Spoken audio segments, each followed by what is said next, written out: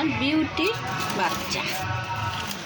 আমার বিউটি 3টা বাচ্চা দিয়েছে, মাশাআল্লাহ। বাচ্চাগুলো বড় হয়ে গেছে, চোখও ফুটে গেছে।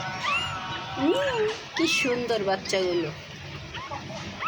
এবার কিন্তু একটা বাচ্চাও ওর আম্মুর কালার পায়নি, 3টা বাচ্চাই ওর বাবার কালার পাইছে। ওর বাবা এরকম কালার, কিন্তু বুঝতে পারলাম না ওর বাবা তো এই যে এই কালারটা।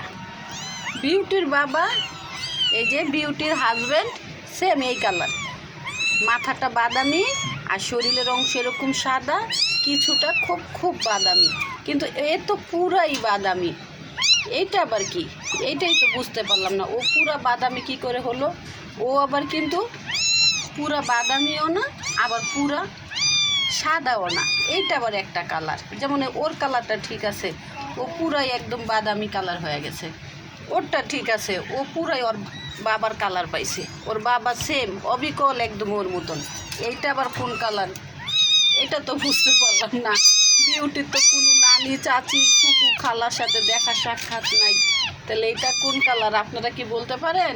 এই যে আমার বিউটি চলে আসছে, এই দেখেন আমার বিউটি ওর বাচ্চার কান্না শুনে চলে আসছে। এই যে বাবুটা দেখো দেখো, ওর বাচ্চার কাছে যাবে। হ্যাঁ দেখো, এই যে এটা হলো আমার বিউটি। আমার বিউটির মাথাটা হলো বাদামি কালার, তারপরে কালো সাদা। এই যে লেজটা কি সুন্দর টাইগারের মতো কালার, কিন্তু ওর বাচ্চাগুলো এটা আবার কোন কালার পাইলো? এটাই তো বুঝতে পারতেছি না।